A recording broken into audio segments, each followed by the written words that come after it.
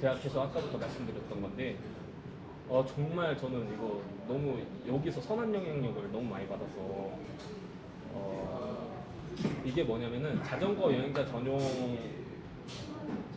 호스트나 뭐 게스트 이런 식으로 그 카우치 서핑을 아시면은 좀 이해가 빠르실 거예요. 공짜로 재워주고 내 여행 얘기해주고 그리고 뭐 도움 받을 수 있는 건 도움 받고 이런 사람들이 대부분 자전거 여행을 해봤거나 하고 할 바이크를 갖고 있거나 자전거를 좋아하는 사람들이 이걸 하기 때문에 가서 얘기를 하면 너무 좋아해 주세요.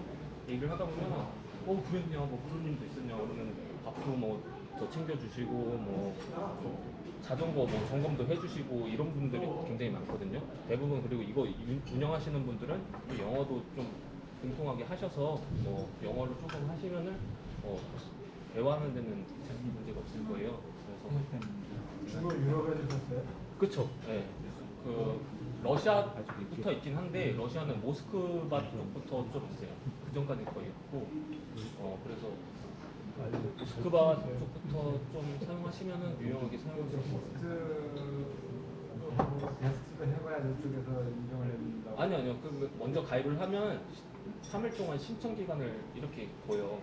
그래서 3일 가입한 이후부터 3일 후에 내가 호스트에다가 내가 가는 경우에 어떤 사람이 그 집을 공유를 하고 있으면 가가지고 메시지를 보내서 허락을 받으면은 가서 내가 허락받고 가면은 나 이래서 메시지 보낸 사람인데 오늘 하룻밤 잘 수 있겠냐 이렇게 하면은 웬간하면 기분 좋게 받아주시고 또 맛있는 것도 많이 해주시고 자전거도 좀 이상하면 한번 봐주시고 그런 분들이 되게 괜찮은 분들이 정말 좋으신 분들이 되게 많아요. 여기서 제가 정말 선한 영향력 많이 받았고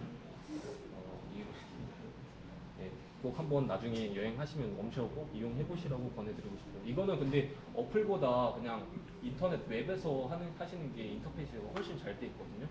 어플리케이션은 다운받았는데 전 어플리케이션을 한 번도 안 들어가고 다 맨날 웹페이지로 들어가서 했는데 사용해 보시면 될 거예요. 나중에 기회 되면은 좀 더 시간이 좀 여유로우면 웜쉐어에 대해서 좀 자세히 말씀드릴게요. 네, 경로조서는 제가 어떤 식으로 했는지 좀 말씀드리려고 해요. 저는 길게는 안 했어요. 항상.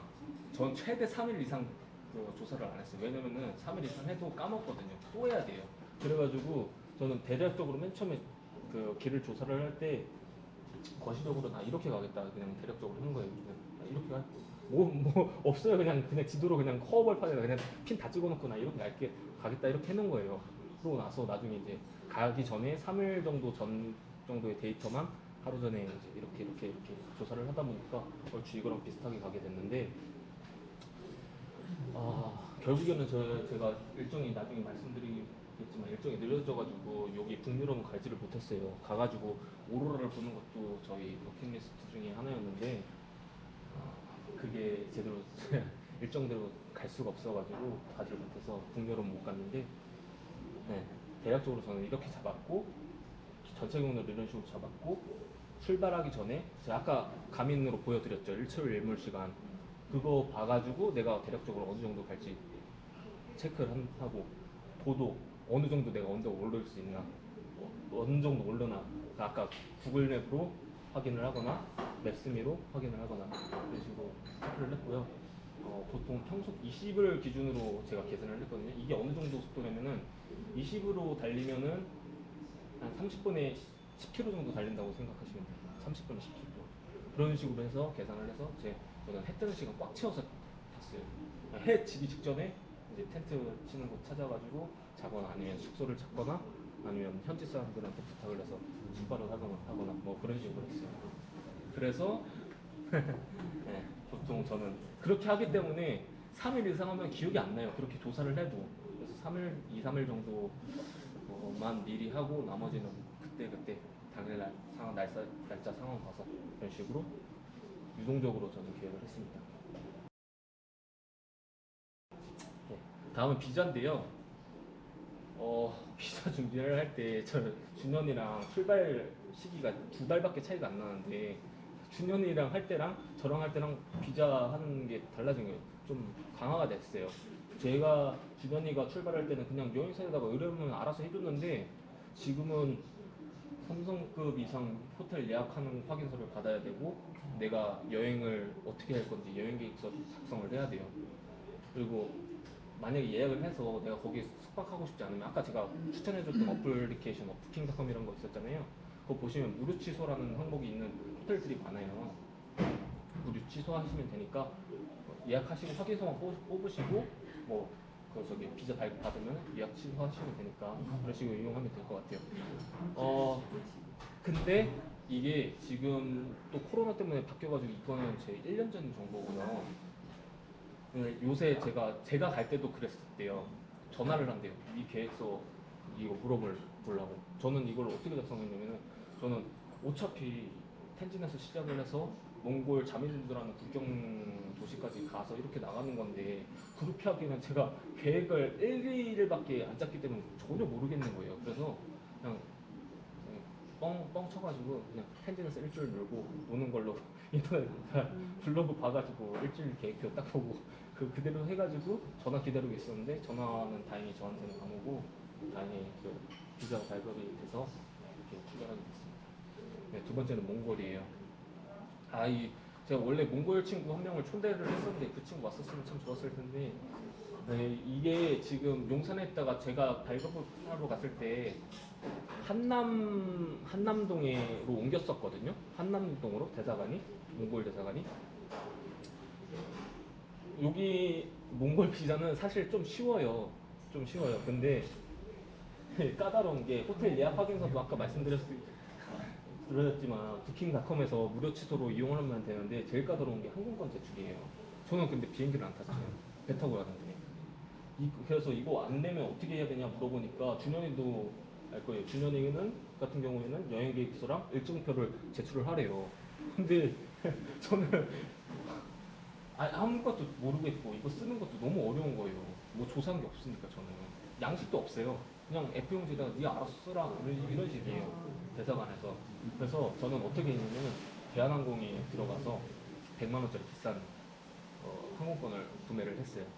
구매를 하고 여기 가시면은 당일 비자 받을 수 있는 게 있거든요. 그게 아마 2배 정도 조금 더 비싸요. 그거를 신청을 하면 당일날 발급이 돼요. 신청하는 당일날. 그래서 이거를 구매를 해서 항공권을 제출을 하고 비자 나오자마자 바로 취소를 했어요. 그러면 무료 취소가 가능하거든요. 근데 여기서 좀 주의할 점이 이게 결제 후 24시간이 아니라 내가 만약에 7월 1일 날 결제를 했어요.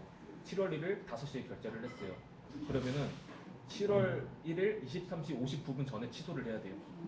네, 당일날. 그래야지 이게 결제 취소가 되는 거라서 항공권 취소가 아니라 결제 취소가 되는 거라서 무료로 취소 가능한 거거든요. 신용카드. 예, 맞습니다. 신용카드로 해서 내가 뭐 여행 계획서랑 일정표 쓰겠다 그러면 쓰시고 이거 귀찮아 뭐 못하겠어 머리 아파 이러면은 항공권 결제를 하셔서 24시간 안에 그러니까 24시간이 아니라 엄밀히 말하면 당일 안에 네, 23시 59분 전에는 취소를 꼭 하셔서 러시아예요. 러시아가 비자가 없어요. 2014년에 한중 사적 면제 협약을 맺어가지고 우리나라 같은 경우에는 한 90일 정도 여행을 그냥 할 수 있거든요. 무비자로. 근데 이게 조금 어려워요. 뭐가 어렵냐면 180일 동안 90일 무비자인데 최대 한 번에 있을 수 있는 기간이 60일이에요. 그러니까 60일이 넘으면 안 되고 60일 전에 90일 다 채우고 싶으면 한 나라 갔다가 다시 들어와야 돼요. 다른 나라. 네. 그런 식으로 이용을 하셔야 되는데 뭐 60일, 30일 이런 식으로 나누셔도 되고 30일, 28일, 30일 이런 식으로 60일만 안 넘으면 돼요. 대신 90일 중에 67일, 23일 이런 식으로 못 나눈다는 소리예요. 네. 그러니까 뭐 내가 러시아를 횡단을 하는데 길잖아요.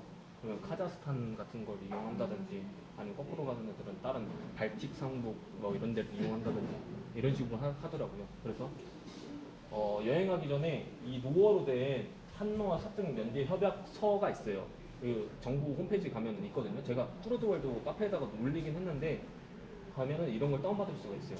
가가지고 그거 다운받고 출입국 심사할 때 영어 대부분 저는 못한다고 그러는데 되게 굉장히 잘했거든요. 근데 영어를 만약에 못하는 뭐 출입국 직원을 만난다면 그냥 간단하게 유진이 까레이치 러시아 비자 니엔 나도 하면은 한국에는 러시아 비자 필요 없다 이런 말이에요.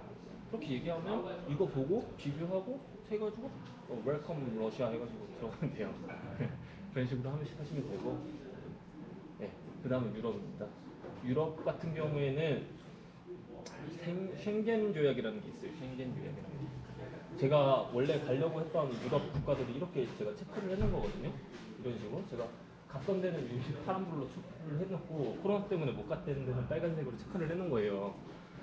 원래는 영국까지 가서 축구를 보고 오려고 그랬는데 축구 리그도 코로나 때문에 멈췄고 국경도 닫혔고 뭐 이래서 맨 처음에는 저는 다른 나라처럼 각 나라별로 우리나라 뭐 여권 파워가 세니까 세계 2위라고 하니까 가면 되는 줄 알았는데 나중에 알고 보니까 이 유럽이 쉥겐 조약으로 묶여진 거는 한 번에 90일로 이렇게 묶여버린 거예요.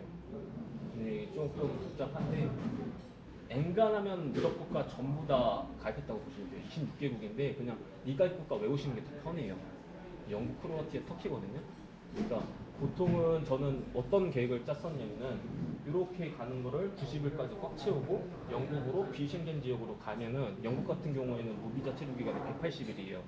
그래서 완전 길게 여행을 계획하시는 분들은 여기 꽉 채우고 여기 유럽을 꽉 채우고 영국으로 넘어가서 180일 채우면 이게 다시 갱신이 돼요. 그럼 다시 돌아와서 이거 또 90일 여행하시는 분들 계세요. 그런 식으로 활용하시는 분들 있어요. 그러니까 이런 데는 저도 좀 문화 충격을 받았는데 저 여행을 하다 보니까 여기서 여태까지 계속 출입국을 했는데 여기서부터는 뭐 없어요. 지도를 안 보면은 내 국경 넘었는지도 몰라요. 옛날에 뭐 출입국 관리 건물들은 뭐 카페로 바뀌어져 있고 슈퍼로 바뀌어져 있고 이러거나 아니면 아예 존재하지도 않거나 이래가지고 그냥 한 나라라고 생각하셔도 될 정도로 무방할 정도로 왔다 갔다 이런 식으로 여행을 했거든요. 대부분의 그리고 화폐를 유로 화폐를 활용을 했으니까 저 같은 경우에는 따로 환전 같은 건 하지 않았어요. 그냥 화폐 각 나라에서 화폐가 필요하면 그냥 ATM 들어가가지고 ATM으로 끊으시고 있기 때문에 저는 여기 유럽 여행할 때는 정말 편하게 좀 했던 편이었던 것 같아요. 이 양자협정 우선국이라고 하는데 여기서 얘기하면 또 얘기가 좀 네, 제가 가는 경로예요. 맨 처음에 저는 국경을 4개 조사를 했어요. 여기 아까 제가 말씀드린 구간이 여기고 중국 자전거를 못 넘는 구간. 그리고 나는 러시아를 몽골을 넘어서 러시아를 갈 건데 국경이 3가지가 있더라고요. 여기 이렇게 세 가지가 있는데 저는 이쪽을 넘었어요. 근데 여기도 여기랑 마찬가지로 자전거로는 못 넘어가고 여기 같은 경우에는 몽골인이랑 러시아인만 넘어갈 수가 있어요. 이게 바뀐다고는 했는데 제가 아직 최신 정보를 받지는 못했는데 여기는 내국인만 넘어갈 수 있는 국경이라서 사실상 넘어갈 수 있는 거는 제가 조사한 건 이거 2개밖에 없었거든요. 근데 어쩌다 보니까 몽골 한 달 있다 보니까 몽골이 너무 좋아져가지고 몽골 더 여행하고 싶은 거예요. 원래는 이쪽으로 가려고 그랬는데 그래서 이쪽으로 여행을 해서 이쪽으로 저는 빠져나갔습니다. 근데 서쪽으로 가는 길이 3가지가 있어요. 보시면 저는 이렇게 올라가서 울란바토를 갔는데 저는 세 길이 있거든요. 아랫길로 이렇게 가는 길이 있고 중간길이 있고 이렇게 가는 길이 있어요. 근데 왜 아랫길을 선택했냐면은 이 길은 자전거로 절대 갈 수가 없어요. 이 빗고장이 그냥 빗고장이 아니라 자갈이 그냥 이거 펑크 10번 해도 못 견딜 정도의 그 안 좋은 자갈이고 이 중간길 같은 경우에는 어차피 이쪽으로 오긴 하는데 여기는 고도가 너무 높아요. 어필이 너무 많고 정상에 올라가면은 그 무조건 비포장이에요.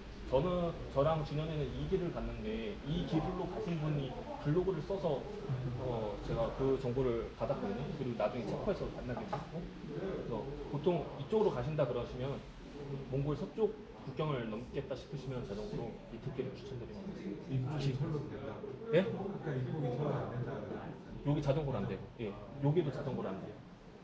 그 입국 여기서부터 요 짧은 구간은 차를 타셔야 돼요. 차에다가 싣거나. 예. 여기도 마찬가지. 여기는 내국인 전용. 여기는 자전거로 넘을 수가 있어요. 예. 이런 식으로 저는 경로를 조사를 해서 이렇게 입국을 하게 됐어요.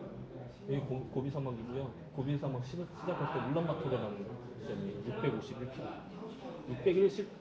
651km가 대부분 사막이에요. 보급이 잘 안 되니까 좀 난이도가 상당히 좀 높은 편이죠.